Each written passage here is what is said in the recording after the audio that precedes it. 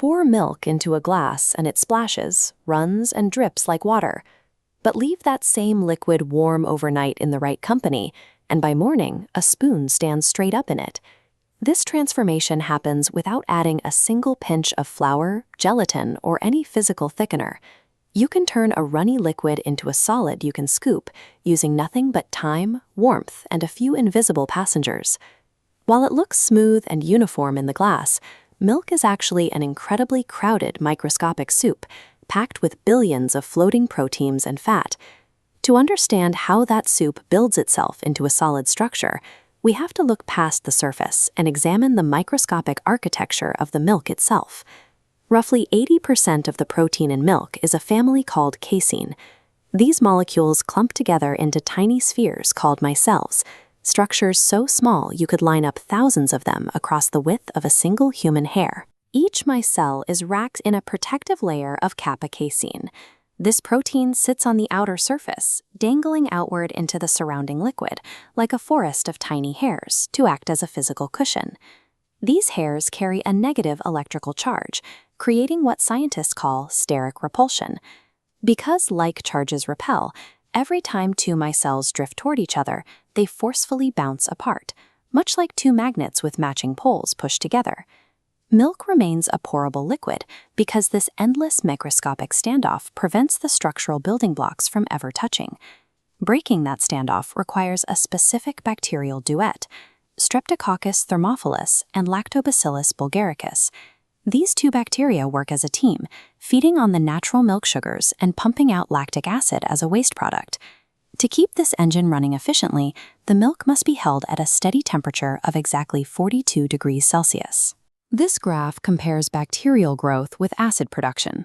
While the bacteria might multiply faster at a lower temperature, they actually produce acid most efficiently a few degrees higher.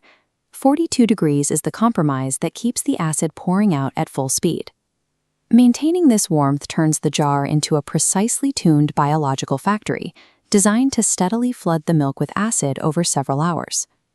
Acid pooling triggers a countdown. As pH slides from 6.5, the micelles' hairy layer collapses, and calcium phosphate dissolves. The weakened micelles remain separated by their negative charge until the exact moment the pH hits 4.6. The isoelectric point is the threshold where a protein's positive and negative charges perfectly cancel each other out, leaving it with no net charge. With the charge at zero, the magnetic repulsion instantly switches off. Billions of micelles slam together and link into a vast three-dimensional net that spreads through the entire jar, trapping all the water inside its mesh. Crossing pH 4.6 is the singular physical event that flips the liquid suspension into a solid, water-holding gel. If every batch eventually hits that same number, it raises a practical question.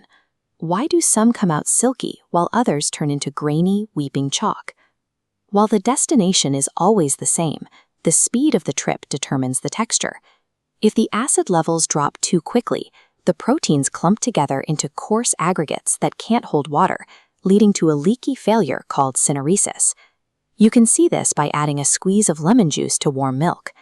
By dumping a pile of acid in all at once, the micelles crush together so violently that they form ragged, uneven curds instead of a smooth gel. Bacteria, however, trickle acid into the milk slowly over several hours. This patience allows the proteins to find their neighbors and link up in a fine, even web. The true gift of the bacterial duet is their steady pace, which yields a luxurious, continuous network instead of coarse rubble. To get an even firmer set, many makers use a secondary trick, heating the milk to 85 degrees Celsius before adding the bacteria. This initial heat unfolds a different group of milk components called whey proteins. When the casein net later forms at pH 4.6, these unfolded proteins slot into the gaps like structural rivets, reinforcing the entire network. There's also a dietary benefit to this chemistry. Because the bacteria eat milk sugar as fuel, the final yogurt contains far less lactose, making it easier on the stomach than the milk you started with. Making yogurt is not about traditional cooking, but about managing a precise environment to let invisible forces reorganize a liquid from within. When you understand the science underneath the recipe, you can take charge of every batch. If this look at kitchen chemistry clicked for you, hit subscribe and tell me in the comments which dish keeps failing on you, because your questions are where our best episodes come from.